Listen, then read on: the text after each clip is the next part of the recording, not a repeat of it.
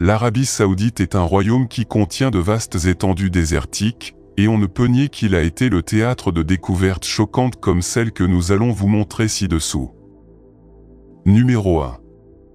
Vous avez sûrement tous entendu parler de certaines cultures qui pratiquent un rituel appelé enterrement en mer, dans lequel le corps du défunt est déposé dans les profondeurs de l'océan ou placé sur un bateau qui est ensuite autorisé à embarquer vers l'immensité marine, faisant confiance aux dieux pour le guider. Cependant, je voudrais vous parler d'une découverte très intéressante qui a eu lieu en 1939, lorsqu'un archéologue effectuait des fouilles de routine et est tombé sur un navire funéraire complet, rempli de trésors précieux à l'intérieur. Imaginez quelle trouvaille chanceuse. Ce navire est connu sous le nom de Suttonway. Dès sa découverte, il a suscité la curiosité et l'intérêt des gens qui se demandent quelle est sa signification et ce qui se passe réellement ici. Il était évident que quelqu'un d'important avait été enterré à l'intérieur de ce navire, mais on ne savait pas vraiment qui. Malheureusement, le corps avait déjà disparu lorsque le navire fut redécouvert. Cependant, à mesure que davantage de preuves étaient examinées et que les résultats étaient étudiés, des théories fascinantes ont émergé sur l'identité de la personne qu'il aurait pu être. On suppose qu'il aurait pu s'agir de la chambre funéraire d'un roi, d'un dirigeant puissant respecté par son peuple, ou même d'un membre tout aussi élevé de la société qui a laissé un impact durable sur l'histoire. Numéro 2. Au nord-est du Qatar, dans un endroit appelé Al-Jassasiyah, une mine de grès abandonnée a été découverte, cachant des centaines de symboles mystérieux. Cet impressionnant site historique abrite près de 900 gravures rupestres appelées pétroglyphes. Ces pétroglyphes fascinants s'étendent sur une superficie de 700 mètres et ont été découverts pour la première fois en 1957. Cependant, on estime qu'ils remontent à 300 avant JC, ce qui en fait un trésor historique d'une grande importance. Ces gravures mystérieuses prennent diverses formes et nous offrent un aperçu fascinant du passé.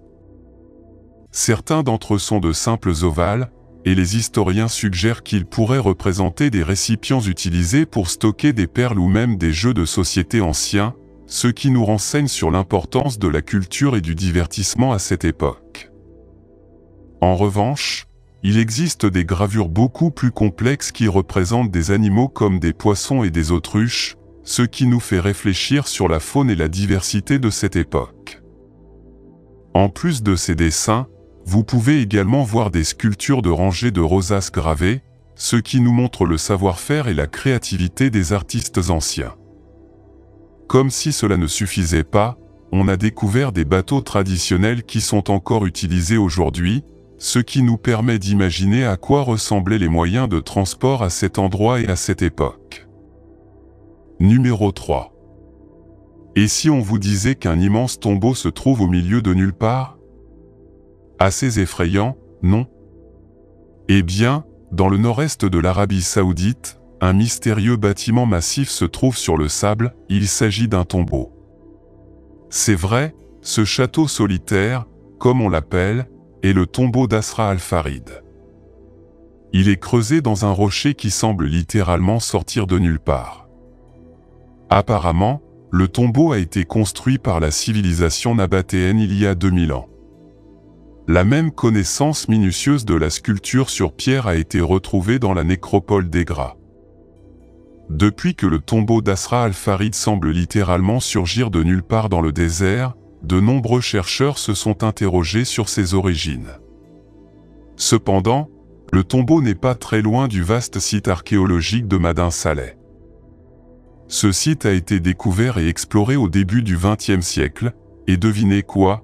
Plus de 500 tombes ont été découvertes qui étaient également liées aux vestiges de la ville nabatéenne d'Egra. Ce bâtiment est encore plein de mystères. Il semble avoir été laissé en cours de construction, car une façade est sculptée avec une infinité de détails, tandis que l'autre est restée intacte. Et le plus surprenant est qu'il ne semble y avoir aucune trace d'inhumation dans cette tombe. Le défunt s'est peut-être réveillé et a disparu. Numéro 4. De toutes les civilisations anciennes qui ont mystérieusement disparu, les Mayas sont celles qui ont laissé le plus de points d'interrogation. C'était une civilisation massive et très avancée qui semblait disparaître dans un nuage de fumée, laissant derrière elle toutes ces villes impressionnantes et ces monuments architecturaux qui seront découverts et étudiés plus tard. L'un de ces endroits fascinants est Tikal, situé dans l'actuel Guatemala, et qui a fait l'objet d'études approfondies depuis au moins les années 1950. Tikal, avec sa riche histoire et son patrimoine culturel inestimable, a été reconnu comme un trésor national. Fait maintenant partie d'un parc national du pays. Archéologues et experts continuent d'explorer et de percer les secrets de cette ancienne cité maya, nous permettant de mieux comprendre l'héritage perdu de cette civilisation extraordinaire. Tikal est largement considérée comme une zone culturelle d'une grande importance pour l'Empire maya. Aujourd'hui, Tikal est considéré comme l'un des sites archéologiques les plus étudiés et fascinants au monde. Son extension est si vaste qu'il est très probable qu'il reste encore des découvertes à faire. Numéro 5. Les grottes de Barabar sont un ensemble de cavernes creusées dans la roche dans l'état indien du Bihar. Ces grottes sont d'une antiquité importante, remontant à la période Mauryan, ce qui en fait les plus anciennes grottes creusées dans la roche en Inde. Ils sont connus pour leurs inscriptions, dont certaines remontent à la période du monarque Mauryan, Ashoka. Ces grottes sont situées sur la colline de Barabar et sur la colline adjacente de Nagarjun, certaines étant considérées comme un groupe distinct de grottes. Ils ont été creusés dans un substrat rocheux solide en granit et la plupart comportent 2 chambres. Le premier aurait accueilli de grands rassemblements de fidèles, tandis que le second contenait un stupa, une structure en forme de monticule contenant des reliques. L'architecture de ces grottes est particulièrement remarquable en raison du polissage mauryan à l'intérieur des chambres, qui produit un effet d'écho distinctif. Cet effet aurait eu un impact sur les fidèles rassemblés dans les grottes, ajoutant une dimension spirituelle à l'expérience. Numéro 6. Gunjiwamp est un site archéologique près de Groton, dans le Connecticut, aux États-Unis. Cet endroit est célèbre pour ses nombreuses structures en pierre, bien qu'il n'y ait aucun accord sur leur âge ou leur fonction. Plusieurs hypothèses ont été proposées sur son origine, depuis les constructions amérindiennes jusqu'aux constructions coloniales européennes. L'une des hypothèses les plus frappantes suggère que les structures de Gunjiwamp ont été construites par des moines irlandais entre le 6e et le 8e siècle. Cette affirmation est basée sur la présence de structures similaires en Irlande et sur l'idée que ces moines ont traversé l'Atlantique pour éviter les Vikings. Cependant, cette affirmation manque de preuves solides et a fait l'objet de controverses parmi les chercheurs. Numéro 7. Skelly Michael est l'un des 2 sites du patrimoine mondial de l'UNESCO en République d'Irlande. Cet endroit abrite le monastère de Saint-Fionnan, l'une des premières fondations du pays, situé sur un magnifique rocher au large des côtes du Kerry. Les moines qui vivaient à Skelly Michael priaient et dormaient dans des maisons en pierre en forme de ruche, dont beaucoup existent encore aujourd'hui. Au Xe siècle, les moines quittent l'île et elle devient un lieu de pèlerinage et de refuge pour les catholiques pendant les lois pénales. Pour suivre les traces des moines, il faut gravir 618 marches hautes et inégales. Se rendre à Skelly Michael peut être difficile, mais cela en vaut la peine. En plus de sa riche histoire, l'île possède une énorme abondance de vie aviaire.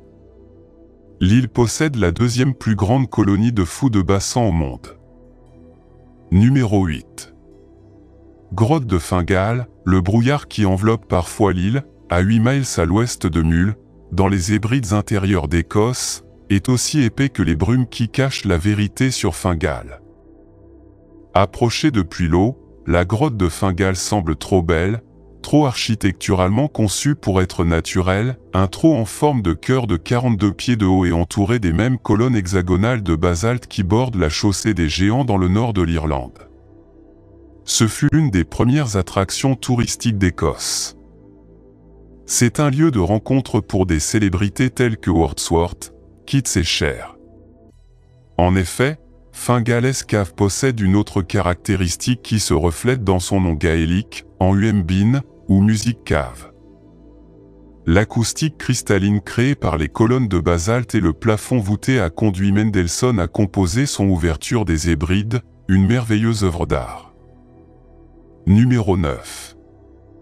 La mystérieuse cheminée de Labuan. Une cheminée en briques rouges de 100 pieds de haut se trouve sur une colline au nord de l'île de Labuan, au large de la côte et de la Malaisie. Au niveau des cheminées, rien de spécial, juste une tour carrée en briques avec 2 arches à la base et une belle corniche au sommet. Mais pourquoi a-t-il été créé? Cela déconcerte les archéologues depuis des décennies. Diverses hypothèses ont été proposées pour expliquer sa fonction, allant d'une maison incomplète à un phare ou un clocher. L'explication la plus probable relie la cheminée aux précédentes opérations d'extraction de charbon dans la région. Selon les experts, elle faisait partie de cette nouvelle usine de fabrication de briques. Numéro 10. Théâtre Andromède. Il y a une étrange zone suspendue entre le sol et les étoiles à Santo Kiskina, dans la province d'Agrigente, en Italie. Il s'agit du théâtre Andromède, un miroir du ciel encore peu connu du grand public, mais qui offre un spectacle unique. La construction est bien éclairée par la lumière naturelle et il n'y a aucune trace d'artifice ou d'aide électrique. Tout a été conçu pour s'intégrer à la nature, offrant un spectacle unique où le temps semble suspendu dans un intervalle infini entre le présent, le passé et le futur. Numéro 11. Elephant Rock. Si vous allez dans le parc national Valley of Fire, dans le désert du sud du Nevada, vous pourrez voir une formation rocheuse qui ressemble à un animal.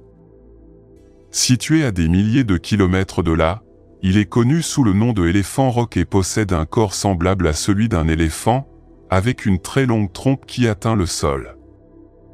Mieux encore, il ne faut qu'environ 500 mètres de randonnée légère pour l'atteindre depuis le début du sentier, ce qui en fait un endroit idéal à visiter pour les personnes de toute capacité physique.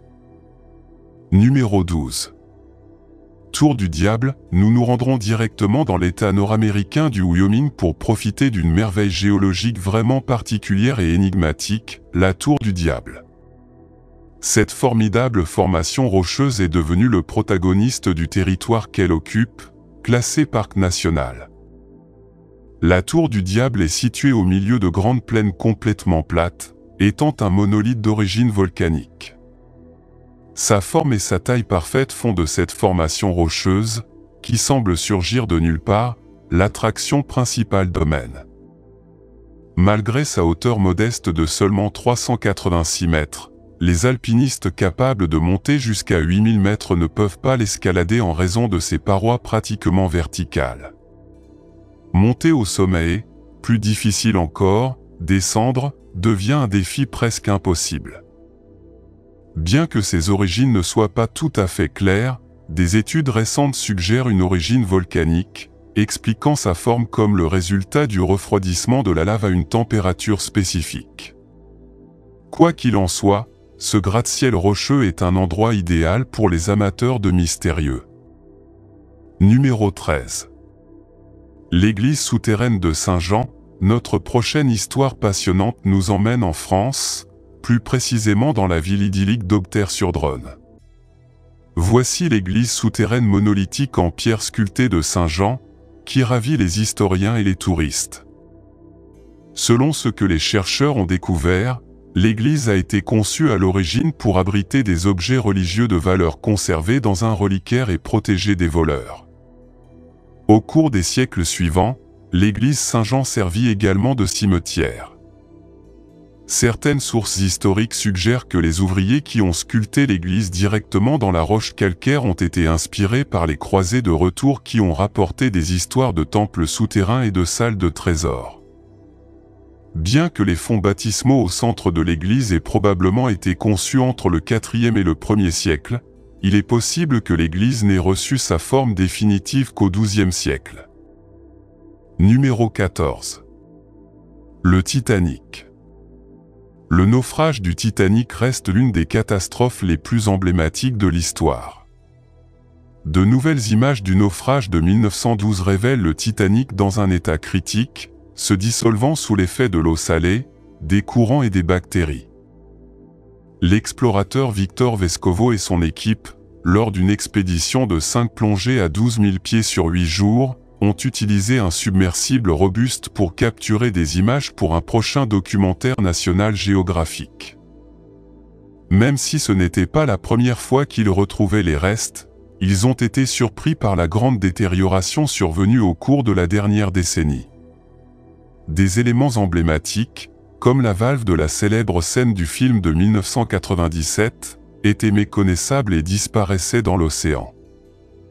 Le Titanic devrait se détériorer complètement dans les décennies à venir. Dans un geste de respect, l'équipage a déposé une couronne et a organisé une brève cérémonie à la mémoire de ceux qui ont perdu la vie il y a plus d'un siècle. Numéro 15. Les pharaons noirs.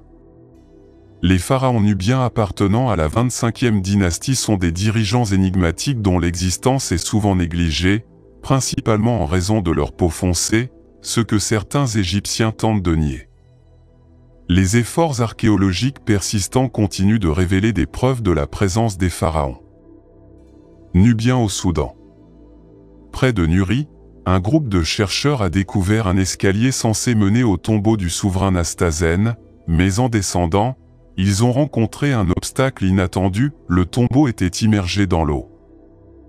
Grâce aux archéologues sous-marins dirigés par Piers Paul Kitzman, qui ont parcouru le couloir sous-marin, ce défi a été surmonté.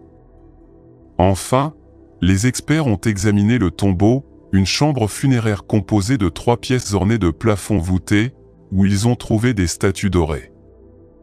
Malgré la complexité de l'exploration du haut niveau élevé des eaux, la découverte du tombeau constitue une preuve irréfutable de l'existence des pharaons nubiens. Numéro 16. Structure sous-marine de Zakynthos. Initialement découverte comme vestige d'une ville grecque perdue près de Zakynthos, des recherches récentes publiées dans le Journal of Marine and Petroleum Geology ont révélé une vérité plus intrigante sur ces structures sous-marines. Contrairement à la croyance initiale selon laquelle le site était une ville engloutie détruite par d'anciens raz-de-marée, il s'avère qu'il s'agit d'un phénomène géologique naturel remontant à l'ère Pliocène, il y a environ 5 millions d'années. Si ce n'était pas un plongeur qui l'avait capturé, ce serait difficile à croire. Le site, découvert par des plongeurs, a été soigneusement examiné par des experts utilisant des techniques avancées telles que les rayons X et la microscopie. Leurs découvertes ont révélé que les masses solides distinctives en forme de beignets se sont formées en raison d'une faille souterraine qui a libéré du gaz.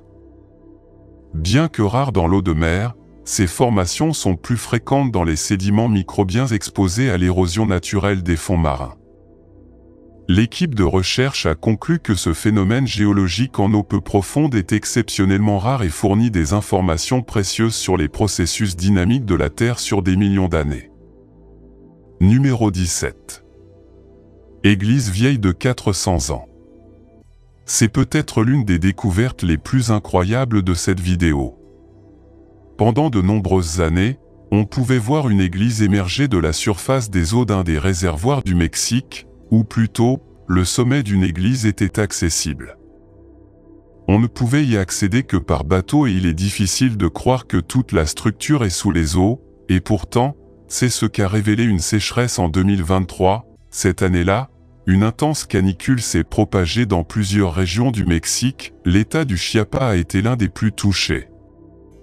Ce qui a amené de nombreuses masses d'eau de la région à atteindre des niveaux dangereusement bas. L'église, construite au XVIe siècle par des frères dominicains, a été partiellement submergée pendant des décennies dans le réservoir de Nicoyal. Cependant, à cause de la sécheresse, toute la structure a été exposée. À l'origine, l'église était un lieu de culte pour les habitants du village de Sanankachula, mais en 1966 elle fut délibérément inondée pour construire le barrage hydroélectrique de Nicoyal. Numéro 18. Empreinte de dinosaures. Je ne sais pas pour vous, mais j'ai toujours été fasciné par les dinosaures. C'est incroyable de voir toutes les traces laissées par ces incroyables créatures, de leurs os fossiles à leurs empreintes de pas. C'est exactement ce que les gardes forestiers ont découvert dans un parc d'État du Texas en 2022. Cela a été possible grâce à une sécheresse de 2 ans qui a frappé la région avec une hausse des températures et beaucoup moins de pluie. La rivière qui traverse le parc s'est retirée et certaines parties se sont complètement asséchées. Cela a révélé de magnifiques empreintes de dinosaures qui, selon les experts, datent de plus de 113 millions d'années. Les empreintes découvertes proviennent probablement d'une créature appelée Acrocanthosaurus, un géant qui vivait dans les forêts d'Amérique du Nord. Il mesurait jusqu'à 15 pieds de haut et 38 pieds de long, pesant autant que 3 petites voitures. Il avait des épines sur le dos qui soutenaient une crête musculaire, qui aurait eu plusieurs fonctions, comme soutenir son corps ou réguler la température. Bien que l'on ne sache pas clairement comment il vivait, sa taille et ses caractéristiques l'auraient rendu dominant à son époque. Numéro 19. Il y a environ 7000 ans, le dolmen de Guadalperal a été créé. Cette formation mégalithique se compose de 144 menhirs, certains atteignant jusqu'à 6 pieds de haut, disposés dans une formation circulaire rappelant Stonehenge en Angleterre, ce qui lui vaut le même nom. En plus d'être connue sous le nom de dolmen de Guadalperal, cette formation est également connue sous le nom de Stonehenge espagnol. Bien que Stonehenge en Angleterre soit plus célèbre et emblématique, le dolmen de Guadalperal a été construit en premier. Cependant, comme Stonehenge, la fonction du dolmen reste un mystère. Les archéologues pensent qu'il pourrait s'agir d'un tombeau, d'un site de rituels religieux ou même d'un centre commercial en raison de son emplacement stratégique près du fleuve. La structure était si importante que ses constructeurs ont transporté des pierres de granit à des kilomètres de distance pour la créer. Mais à ce jour, nous n'en sommes pas complètement sûrs. Ce monument a été découvert et fouillé pour la première fois dans les années 1920 par l'archéologue allemand Hugo Obermeyer, mais sa signification n'a pas été entièrement comprise. En 1963, la structure mégalithique fut délibérément inondée pour construire le réservoir de Val-de-Cana. Pendant des décennies, le dolmen de Guadalperal était sous l'eau et n'était visible que par endroits. Cependant, en 2019, une sécheresse a frappé l'Europe et l'Espagne a été touchée. Le dolmen de Guadalperal a pleinement émergé, suscitant un nouvel intérêt pour son étude et des demandes de déplacement pour le protéger. Cependant, déplacer un site archéologique est difficile et, à ce jour, le Stonehenge espagnol reste en place, visible uniquement lorsque les eaux se retirent.